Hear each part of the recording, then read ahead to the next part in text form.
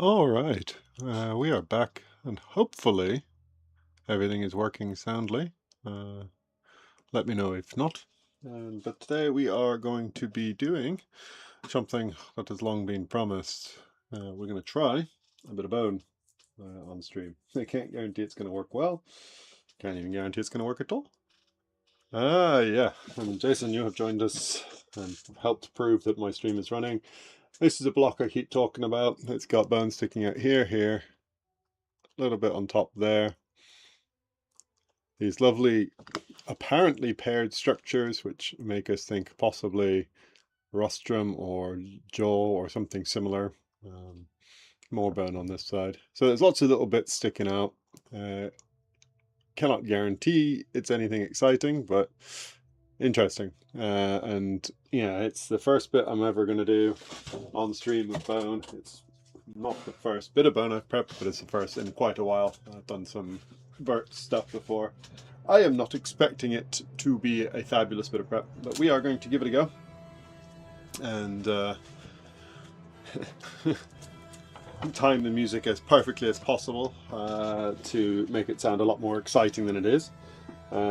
But yeah, so we're just going to give it a go, and we'll see how we get on with it. We're going to take it very slow, because if it does turn into something more interesting, then we will have to probably hand it off to someone far more skilled than I at prep. Does it seem to run the whole way through?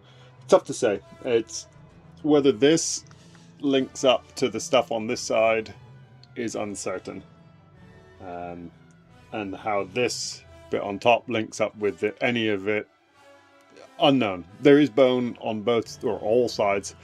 They don't seem to link, but that's not to say they don't. But we'll see. That's basically the long and short of it. We're just going to have to find out by having a prep. And I spent a little bit of time looking at it, trying to figure out what I'm going to do. I've already put glue in all of the exposed bits of bone, just to try and make sure they're at least a bit stable and hopefully don't pop off too rapidly as we start prepping. But yeah, it's exciting and terrifying looking at it, just because it's that level of confidence. Once we start going, it'll be fine, I am sure. But yeah, I think I might keep away from these two just for the minute and have a look at coming in on this side, just as a starting point, just to see what's what and see how it preps. Because if anything's going to be interesting, it'll be this section here. But we'll have to see. As I said, if you're wondering, bone block, or this block, was picked up at Horsker. That's why we did have a few Horsker ammonites on Friday, just to keep us in the sort of same zone. This will be Upper Lias, just from where it's collected, probably, unless it's washed a long way, but I think it's Upper Lias. Yeah, we'll have a look-see, and yeah, try it.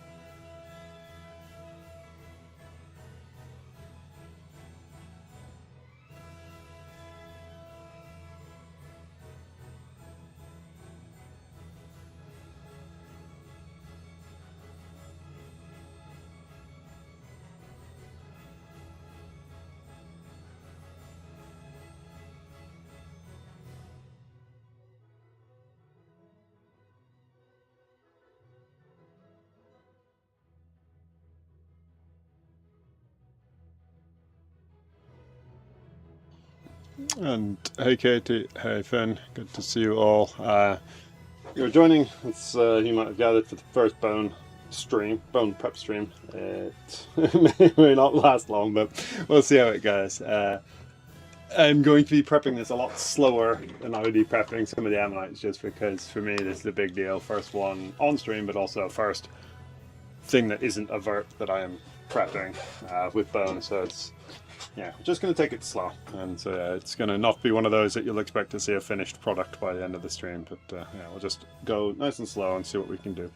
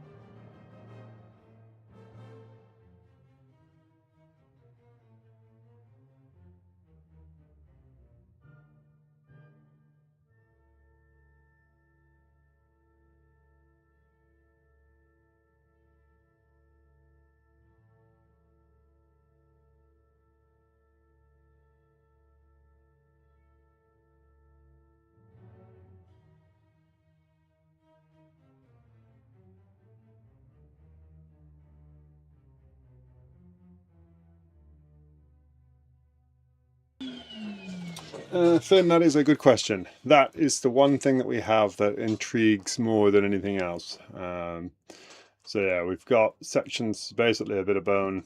Anywhere you turn, all the way around, there's bits. But that section is the interesting one, and that is the question of what it is, because that does look very rostrum-y. Can't say it will be. Might be a very pleasant surprise if it is. Might be a very disappointing result if it's not. But we'll have to wait and see. The fact that they don't look like they continue all the way through, if they do, they are very different by the time they get here. We'll have to see. So yeah, we're just gonna go real slow, real slow with it all.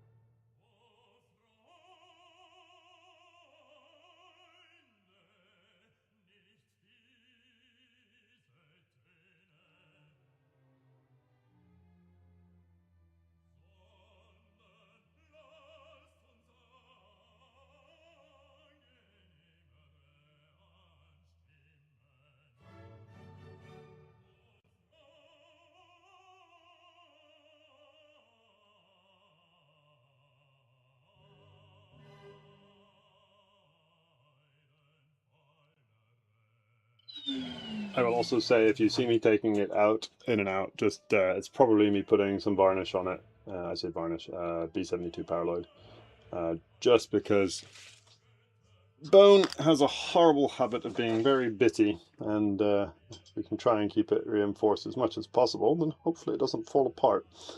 And I'm expecting, for better or worse, a lot of this early stuff that's been on the edge to come away as we get going. So it's trying to keep as much as possible in there where it belongs, until we get at least far enough away from the edges that have been exposed. Kind of like if you prep ammonites and they've been sitting around, the bits on the edge nearest the surface tend to be in the worst shape because they've been exposed to the elements for the longest, and so they tend to crumble and break and all the rest. So it's trying to keep it as good as possible, and as we go we can just keep basically filling it with Paraloid, and because the bone hopefully is porous, because bone tends to be, it kind of soaks up the Paraloid and it helps reinforce the whole structure.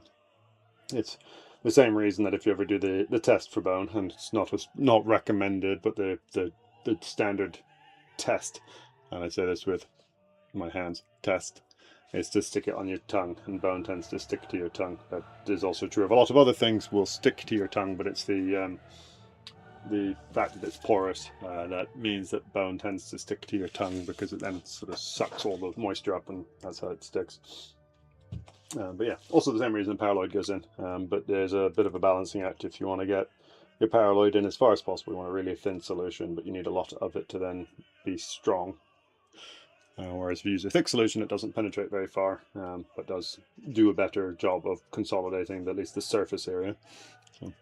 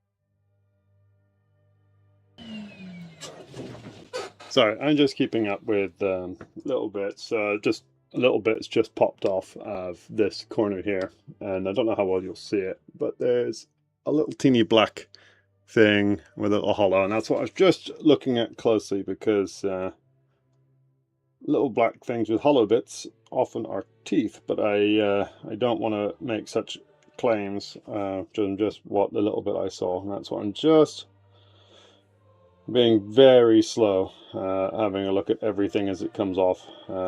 Ichthyosaurs, to keep everyone in the loop, if you don't know, ichthyosaurs don't have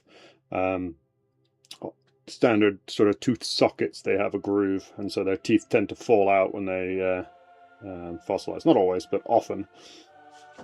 And rather than being sat in like private little holes all the way along the length of the jaw, you do get little ones scattered around. So I'm living in a world of high levels of anxiety, and that's yeah, just keeping me on my toes. I'm looking forward to seeing what my watch tells me in a minute about, you probably need to sit down and chill because your stress levels are so high. But we will see. But yeah, it's just a bit tricky knowing for sure what's going on with some of this when it's popping like it is, but we'll just have to go slow.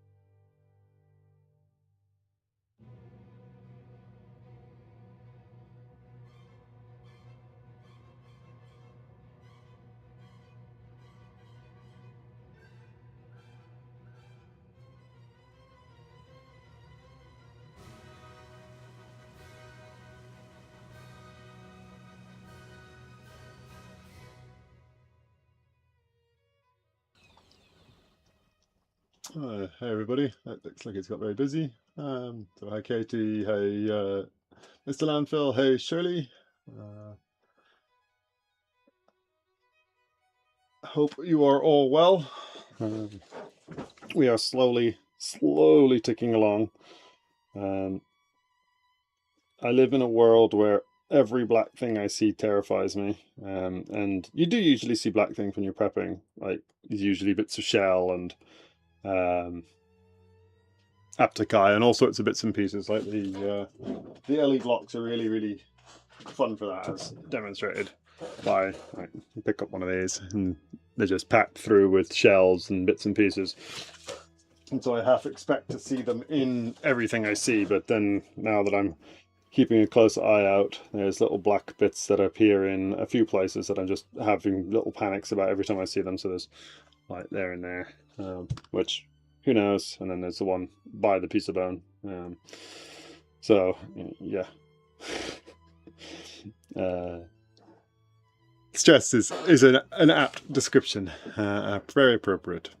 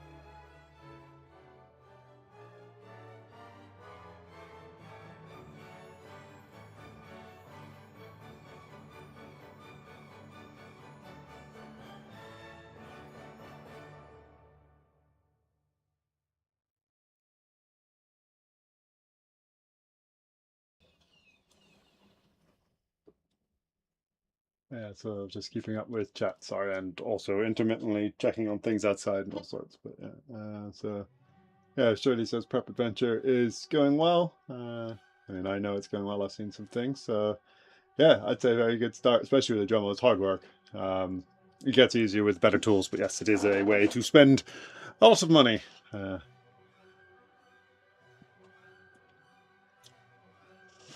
And just to prove a point about the little black shiny things that we do see sometimes in the block. So there's a little one right there. And that's just a bit of shell or similar. It's not anything vertebrate at least. But yeah, the plan is currently just going to track this one bone down and see where it goes. If it links up with this, then it'll be quite interesting, because that then doesn't look very jaw-y to me, but we'll have to see. We'll see where it goes. That's kind of the thing. We'll do it bit by bit and just see what comes up of it. I'm trying to avoid all the shiny black areas where I run into things, so avoiding the little bit here, which I still am not sure what it is. I mean, there may well even be ammonites and stuff in this, so they'll look funky as well if we pop through them. But the little bit that goes on that is currently sat on the top of my prep box, just in case I need it. But yeah, we'll track this one through. And then see what's what. But yeah, as long as you're enjoying prep, it's all worth the money, he says, whilst also being highly stressed about doing prep.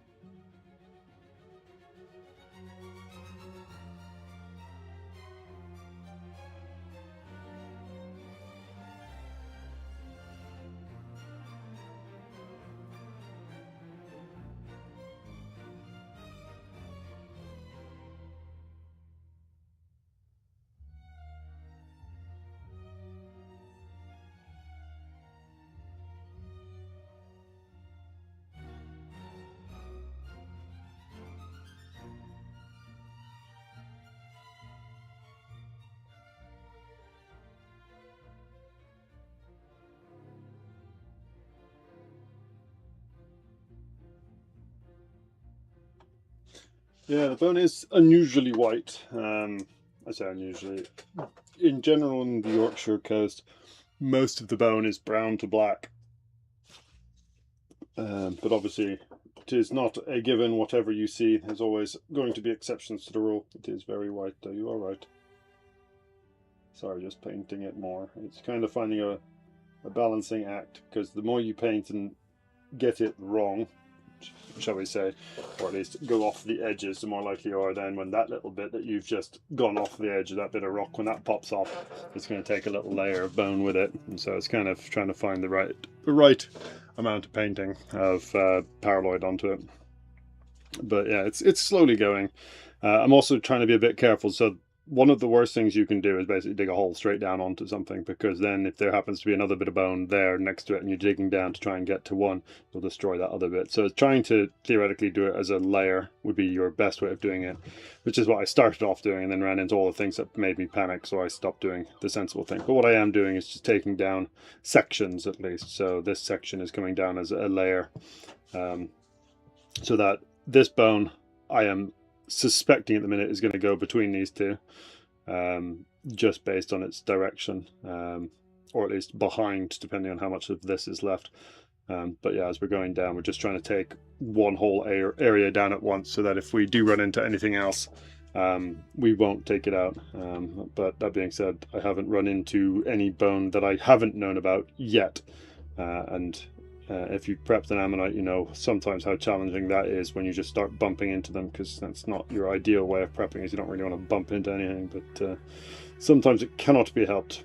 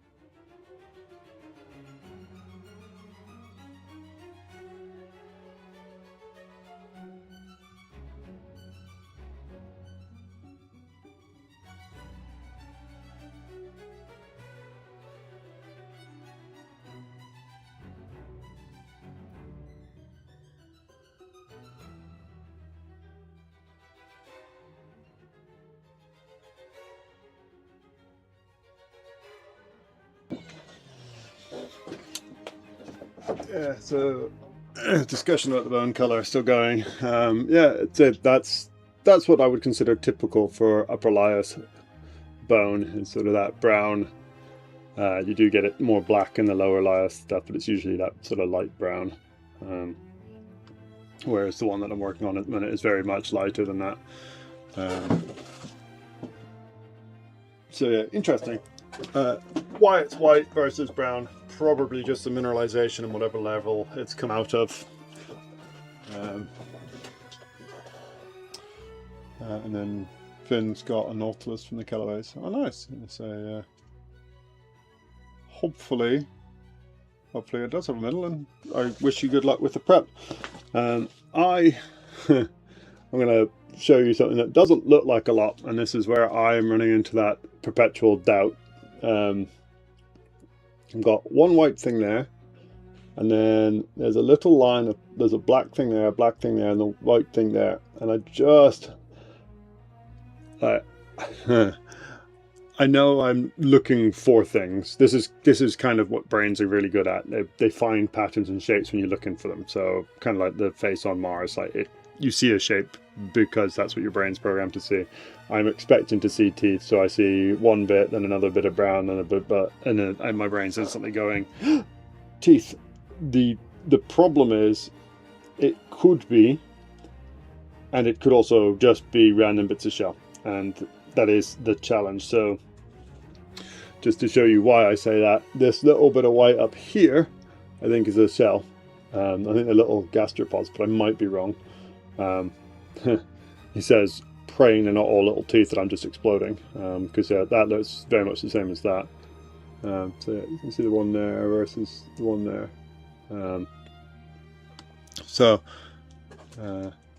Yeah, we'll have to see. The verts, so both of those, I could not even tell you where they're from, is the honest answer. It's not the most recent one from Sanzen. That one sat in the house, completely unprepped. And have I put a label on either of them? I have not. So no, both of those are vert bits. I think, in fact, that one, that ugly one, that one is actually from Ravenscar, I believe. But I could be wrong. But no, the really nice looking one that I found at Sanzen the last trip out there, you know, that's still sat in the house completely, as I said, unprepped.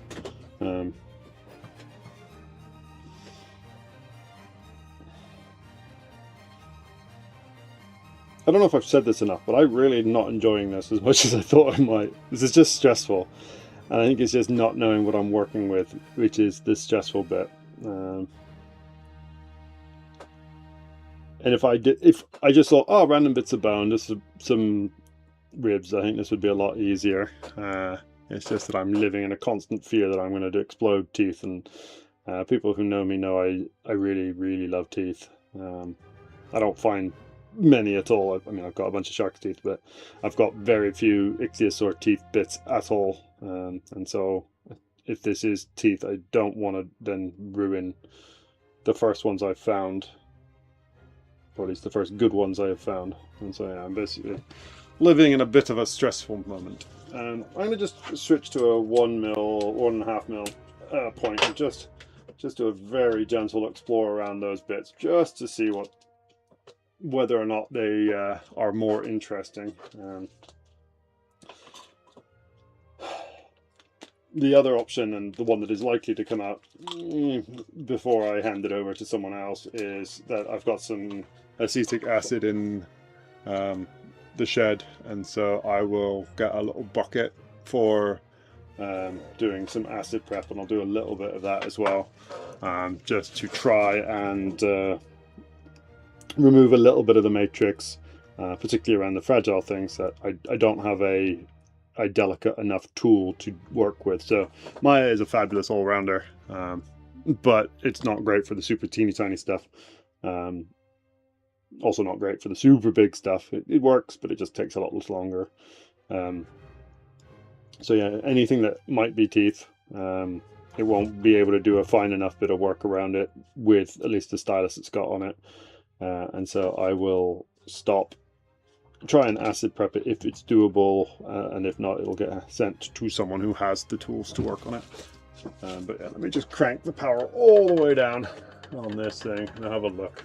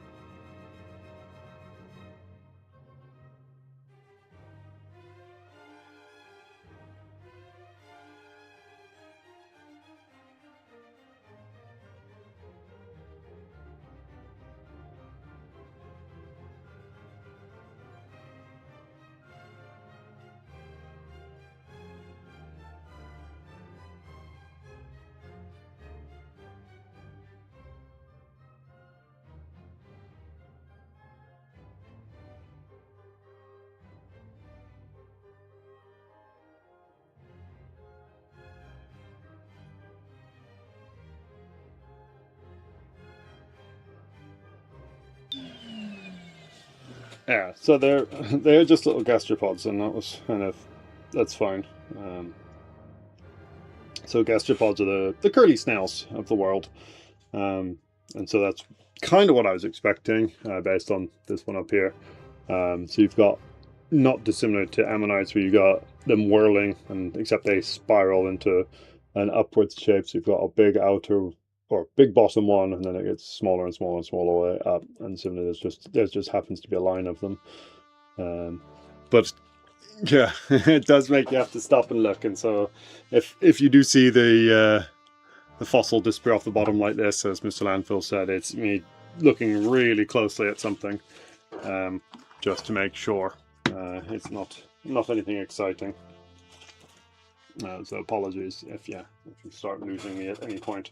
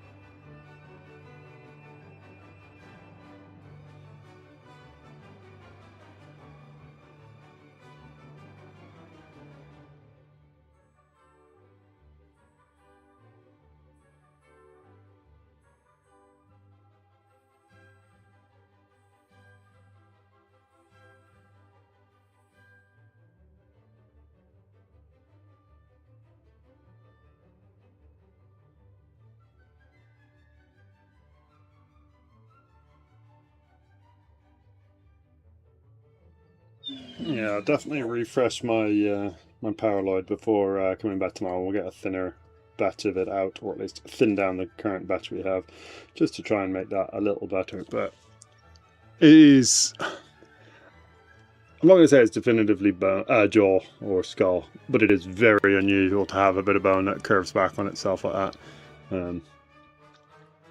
So yeah, we'll just see how we go. But yeah, it's interesting. It is definitely a feature. It's not just a random broken bit. It curves around is nice and empty underneath. So yeah, if it is jaw or skull, we now need to keep an eye out for teeth, which I mean we have been doing. But I say so far all the things that have looked teethy, I think, are gastropods, or at least I hope are gastropods, because they sure do look like it.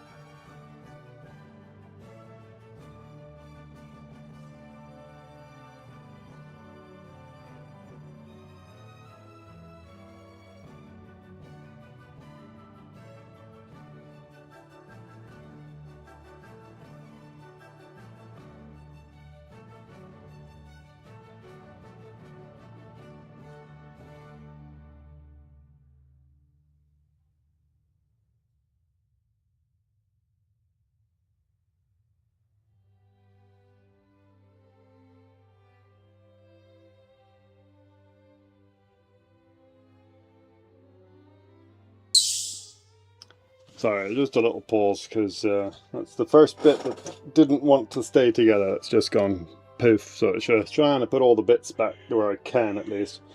And unfortunately, there's enough little bits of bone, oh, excuse me, as I move my magnifier, that have exploded into lots of little bits that cannot be put back by the looks of it.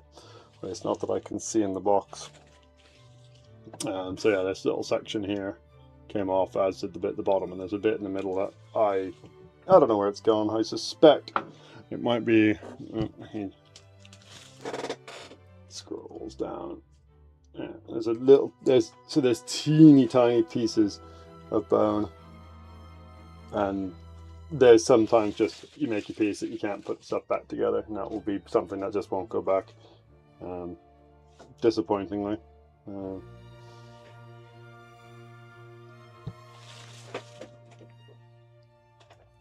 Yeah, it's I'm not going to stress. It's things are going to break. That is part of it. It's why we're trying to put glue on it regularly. And there are some of these sections that are just fragile. And when the matrix pops, sometimes the bone goes with it. And that's why I'm going to thin down the acetone solution I've got. In fact, I'm going to create a brand new PalaeoTech solution and be a much thinner one than what I tend to use for all of my other preps. So we'll have something that hopefully will work better for tomorrow. But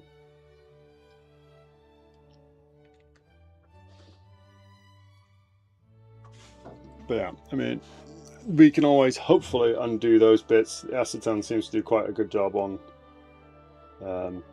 this super glue that I've got. It's not a fabulously fancy super glue, and the acetone does seem to at least partially reverse it, so we can always undo bits if needed. But we'll keep away from that for the minute and just work down across the rest of it. So it's not a massive deal.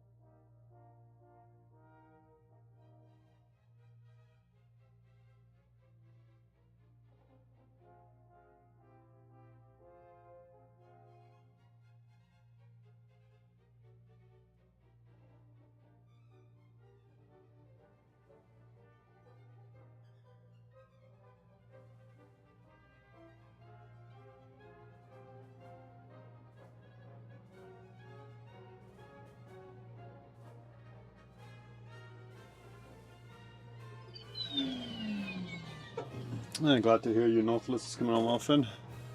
As you can see, not a lot has changed on this block. It is slowly just shrinking, but not a lot more to show off.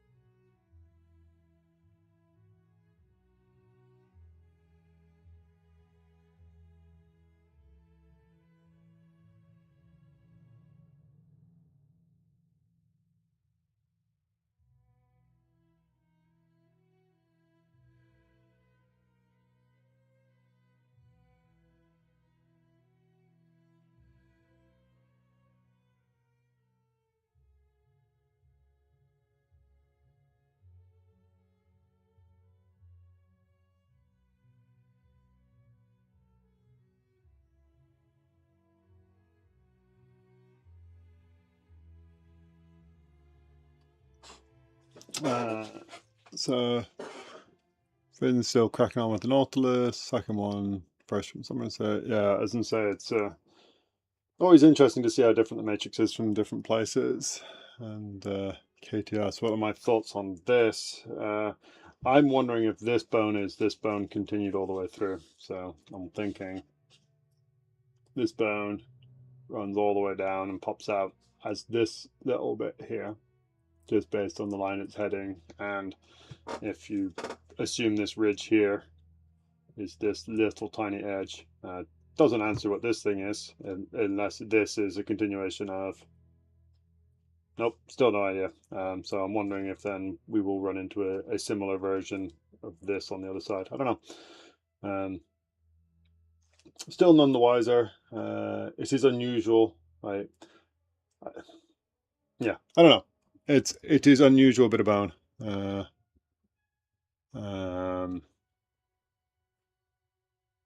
Not I was wondering for sure if it was jaw. I'm not sold on jaw still. I just don't know.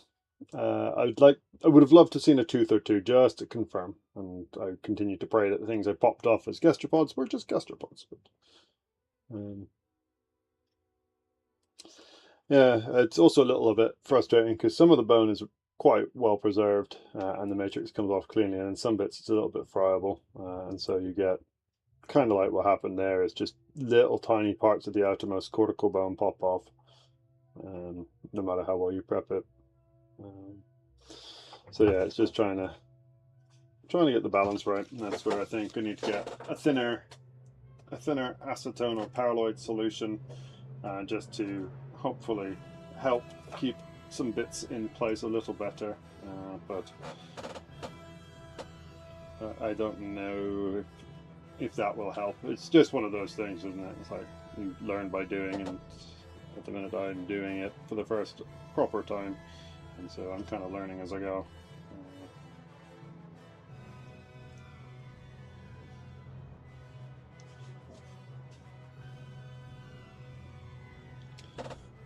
Yeah, it's one of the challenging parts is when no one else seems to do them on streams, which is good for me, I guess, because it means you guys are all watching me. But the downside is I can't learn from someone else doing it either. And there are some very competent bone preppers around. I mean, Mark Smith being probably the eminent one from the Yorkshire coast.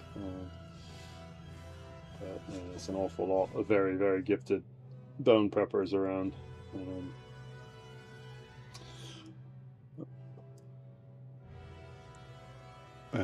We'll keep going. I'd like to just see if I can link this up. I've only got about an hour left, a bit under that. So we'll see what we can do, just see if we can follow this bone together.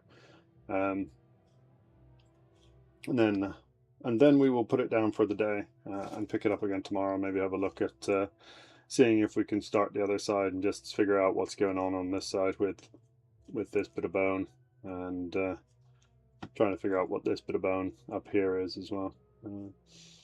Yeah, it is interesting the amount of little gastropods that are running through it. Those are all the things that keep catching my eye. Is like, oh god, is it a tooth or anything like that? But yeah, so far just this one bit of interesting curved bone.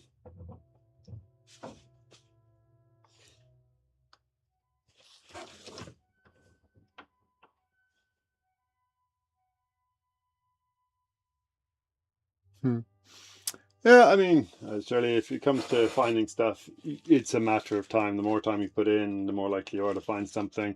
If you want to find something that is not outrageously rare, a Nautilus is rare, but it's not outrageously rare. You will eventually run into one. It's just a matter of putting in the hours on the beaches. And I say, Finn's got one from 3 different locations, or 3 each from different locations. To demonstrate that they're not outrageously rare. And if you really start struggling, you then head down to Lyme Regis area, and then go poke around on some of those beaches, and they seem to be a lot more common, particularly on the Lyme Regis Monmouth Bay side, on Monmouth Beach side, for whatever reason. But you also get quite a few of them in the London place. In one, there's a I think the eosine ones start to become really common again. So just you have to be in the right places for them. And on the Yorkshire coast, I found 3 in my sort of 5-6 years of doing this. Although admittedly, been very patchy, and all of them have come in the last sort of 2 years. But yeah, it's just getting your eye in and just keep going. The more you go, the more you'll find. Or just get damn lucky. That's the other solution. Just get damn lucky and walk out and pick up the rarest thing you're going to ever find in your first trip, and that'll make your life a lot easier, and then never have to worry about it. But yeah, a bit like me and Philos, I haven't got a Phylloceros yet, even though they're not outrageously rare. I would say a lot more common than Nautiluses are on the Yorkshire coast. But yeah, I've not got not got a Philo in the middle for whatever reason. It's just a bit of luck, a bit of unluckiness. Who knows? But Katie will vouch she's picked up Philos whilst I've been out with her. They're there, but yeah, just gotta keep looking. And I'm gonna keep prepping in the meantime.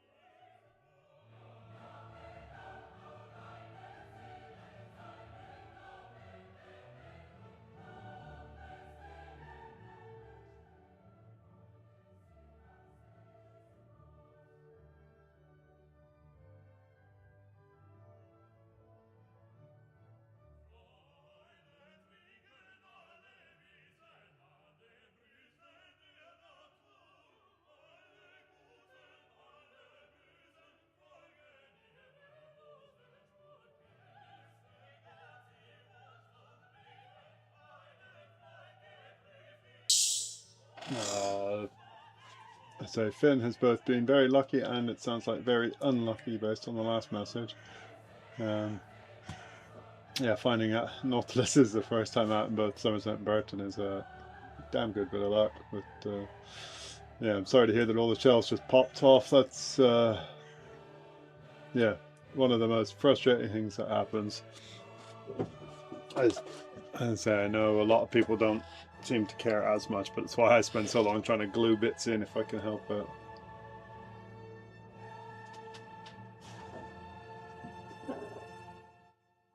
Is it just incredibly loud, the music? Well, I've just taken it way down, so hopefully you don't even hear the music now, but yeah, sorry, there are certain bits of the classical music that is incredibly loud, and that's it's down minus 36 decibels initially, so apologies, it's very loud, but yeah, sorry about that, Finn, sorry to hear about your shell. Hope it still comes out alright, even if yeah, the shell is no longer on it. Maybe there's be some nice calcite under there for you.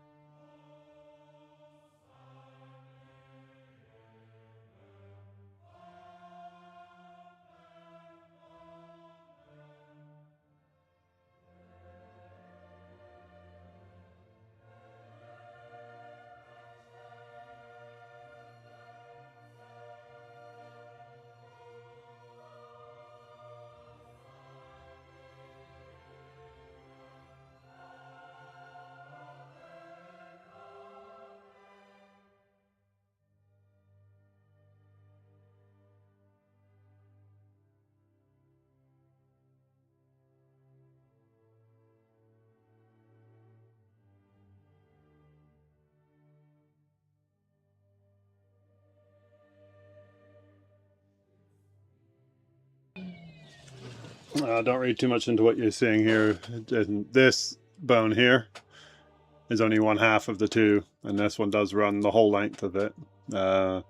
This one, I don't believe is this bone.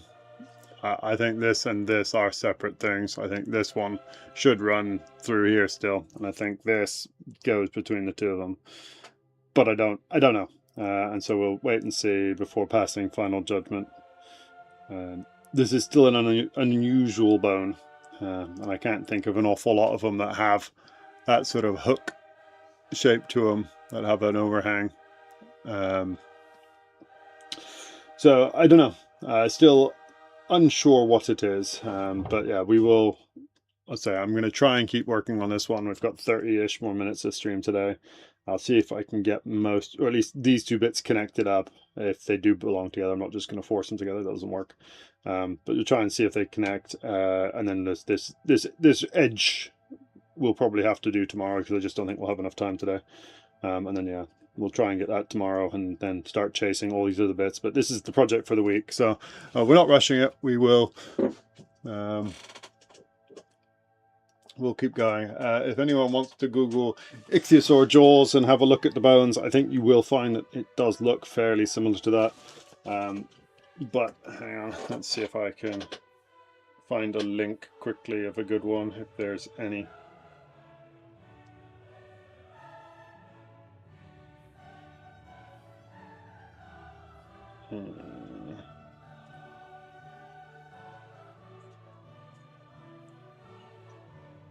It's not food time, puppy dog. Sorry, my dog is just having a little whine at me because she thinks it's time to get fed, and it's an hour from dinner time for her.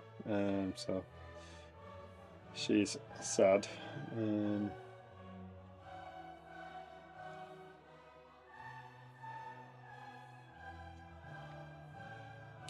But yeah, I wondered more like,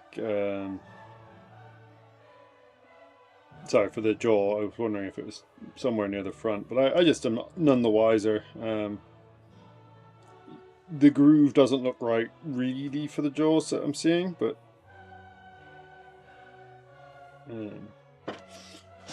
it's just not going to show up well.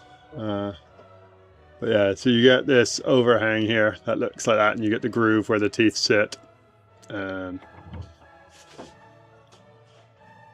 then yeah, Trevor's come in and confirmed he thinks it looks like jawbone. So yeah, I mean it's kind of what it fits with, just because it's not much that does that overhang. But yeah, doesn't seem to have any teeth associated with it, which is sad. But at least not yet. We'll keep looking, and yeah, as I said, we'll try and just keep going with it. And Mr. Landfill, if you can't get your skull to just behave right now, just take it out of your head. It's fine. It's easy. Just then look at it without the skull. It's fine. Easy. Although ours don't look the same, so it's pointless doing that. Yeah, it is weird how ichthyosaurs don't have socketed teeth. They're called thecodont teeth, for those who are interested. But yeah, it's quite a primitive feature of reptiles, or in fact primitive feature full stop, but early reptiles and a lot of early reptilian relatives evolve thecodont dentition, socketed dentition, and so it becomes a big deal. And in fact, one of the first dinosaurs ever found is called Thecodontosaurus, basically socketed lizard dinosaur, or lizard, and socketed tooth lizard, and it's from Bristol, and I think it was something like the third, fourth dinosaur ever found, but it wasn't identified as a dinosaur until quite late on. And one I spent far too many hours looking at, or at least looking at as we did acid prep on a lot of the blocks from one of the quarries down in Titherington, down in the south of England. They got a lot in, I think it was the 60s and 70s, and they basically just acid digested a lot of the blocks of bone, and lots of little bits came out, teeth and all sorts of things. But I'm sure ichthyosaurs shed teeth rapidly and regularly. I would be surprised if they didn't.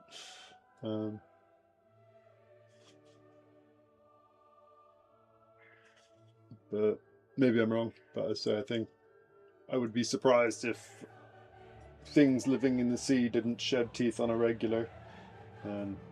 Obviously mammals are a bit of a wonky one because mammals can and do wear out their teeth.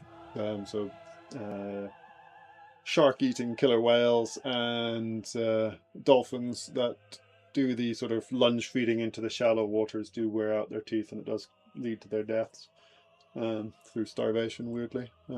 But yeah, I wouldn't be surprised for a lot of other things that live in the sea. If you are able to replace your teeth constantly, you should do it. It's a much better option to live a long time. But it'll come down to their ancestry and their ability to do that, because yeah, mammals, we get our 2 sets of teeth and then we're done. Or at least placental mammals. So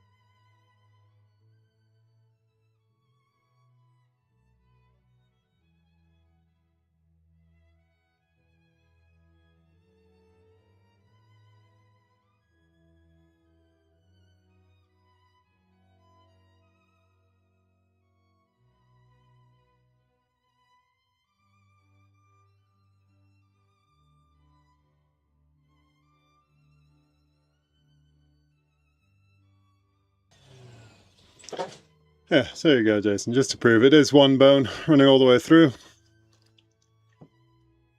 Just put a bit of varnish on, no, it's varnish, paraloid on it, just to hold the bits together. It does need a little bit more work to level it off, and sadly the bone has been a little friable in places, so it's I guess the joy of bone is it's a bit like a lot of the ammonites. They come in many layers, but yeah, it means that where the bone has popped not perfectly cleanly, it's a bit rough on parts of it. But yeah, it's going okay. It's been a challenge. It's been so yeah. So this here is a break. This one here is also a break, and there's little cracks all the way through. Part of the reason you have to be really careful doing prep on these things is really thin in places, but yeah, it's got breaks all the way along it. And why are you paraloid regularly, or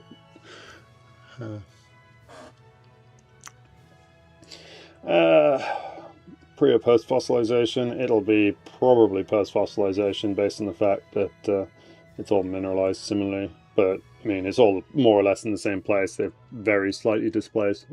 Probably a bit like if you find a belemnite in a shale and you try and dig it out, it comes out usually in lots of little fractures in between it that you don't tend to create, and I think it's because it's pre-fractured, but post-fossilization. But yeah, it is going. But yeah, disappointing there's no teeth in it. Can't say super surprised, but as I said at the beginning when we were started, that they have a habit of falling out, and yeah. No, so well, you say, did the fractures fill in? I mean, they don't look supremely filled. I mean, there's tiny, I guess, yeah, maybe. Yeah, there might be matrix infill between them. Tough to say. It's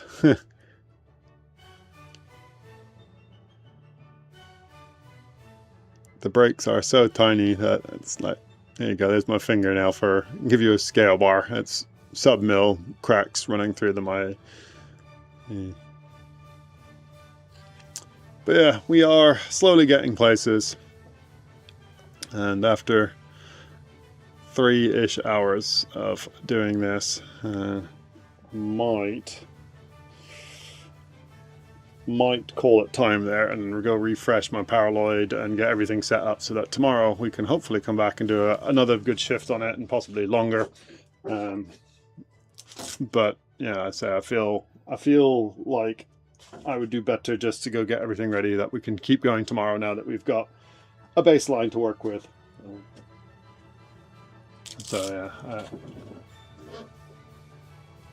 I'm fairly pleased with how it's gone.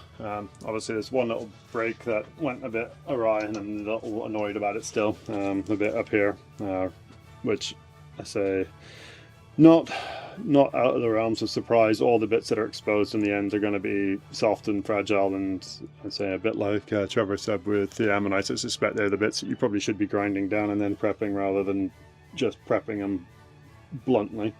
But I did not, and that little bit went awry, but hopefully tomorrow we'll be able to chase it down and just figure out exactly where things are going.